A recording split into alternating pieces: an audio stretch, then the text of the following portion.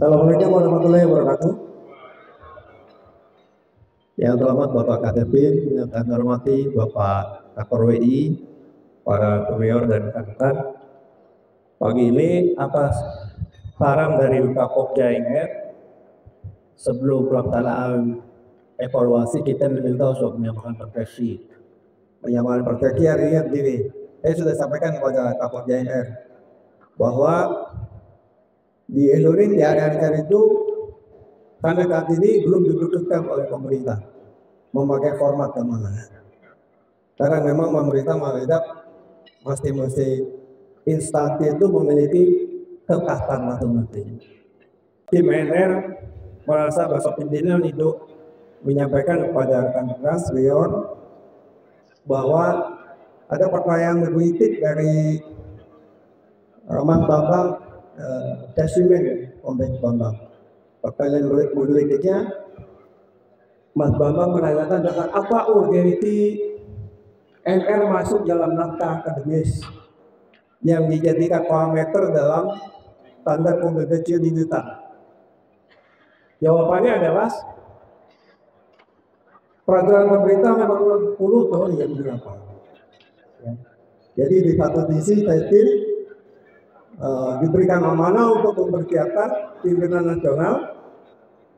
Kemudian di peraturan pemerintah 60 tahun 2008 pasal 13 di situ tegas dinyatakan bahwa setiap pimpinan instansi wajib melakukan penilaian regiso. Jadi kira-kira korelasinya yang ditanyakan Mas Bambang dari Tesimen terjawabkan bahwa memang kenapa masuk dalam upaya kompetensi digital, bahwa itu peraturan pemerintah akan dalam pimpinan nasional harus melakukan penilaian resiko dalam proses kegiatan operasi. Kemudian dalam beberapa diskusi dengan Jenderal Barito, saya juga banyak mendapatkan masukan dari beliau tentang bagaimana mengenai posisi tugas pokok kita berbelok konform, tapi di sisi lain kita juga bertugas sebagai social worker atau PFO. Bingkainya adalah public service oriented. Maka dari itu ketika diikuti dengan itu disampaikan kita bisa menjaga 3 nilai yang diutamakan. Nilai pertama adalah nilai penguatan, yang kedua adalah nilai pembudayaan, dan yang ketiga adalah nilai-nilai reaktualisasi. Kalau bicara nilai, dalam materi ini, fondasi yang pertama, klausul yang pertama dikatakan di sana bahwa nilai yang paling fundamental dalam NR adalah NR itu diadakan dalam setiap organisasi untuk diciptakan dan dimultiplikan. Artinya kalau misalkan NR dianggap berat, sebetulnya itu tidak tepat, karena memang NR itu untuk diciptakan dan melindungi nilai sebuah organisasi, membantu pimpinan dan akan mengambil suatu kebijakan. Sebelum masuk ke konteks, saya coba menyampaikan beberapa contoh tentang evaluasi hal-hal yang kelihatannya kecil, tapi akumulasi dari kegagalan juga sebetulnya bisa berpotensi menyurutkan reputasi organisasi. Silakan nih, Wakil.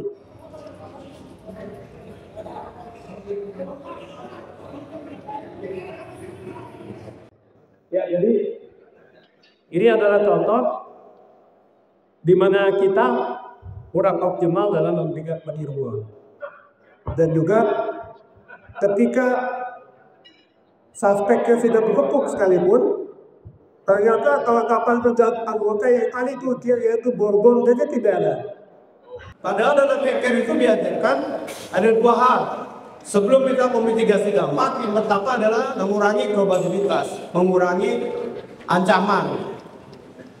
Artinya kalau sudah masalah, Mbak, ramai gitu wakil.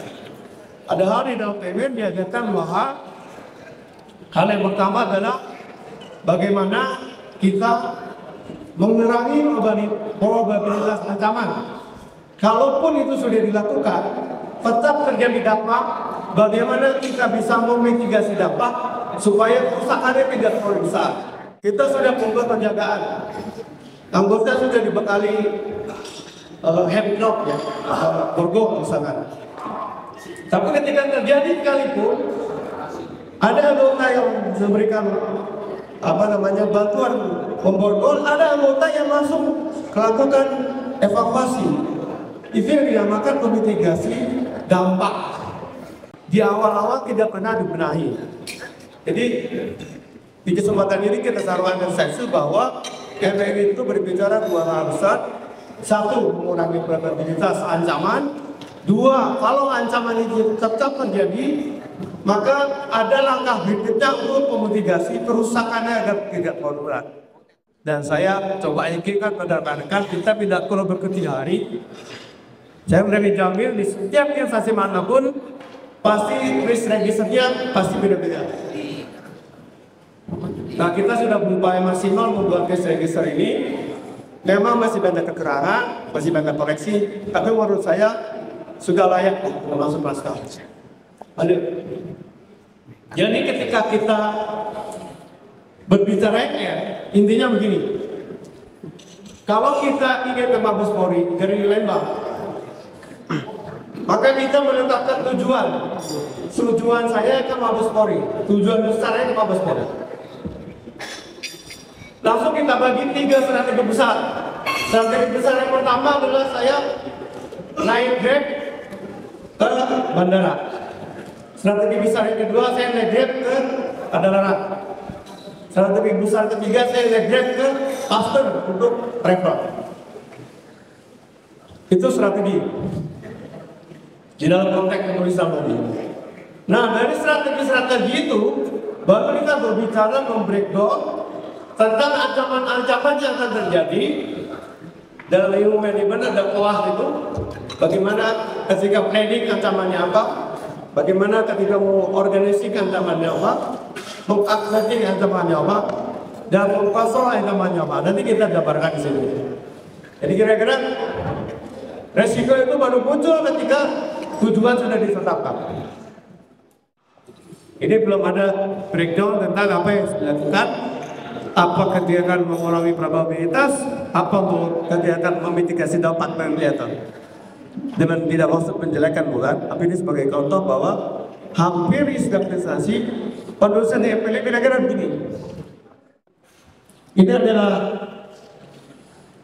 tataran garis besar, berbicara yang strategis, konsep dan sampai ke operasional ini. Ini hanya tolong saya tadi. Kira-kira Pak Al-Yazid dari saya kurang lebihnya dalam bahasa saya mohon maaf. Wassalamualaikum warahmatullahi wabarakatuh.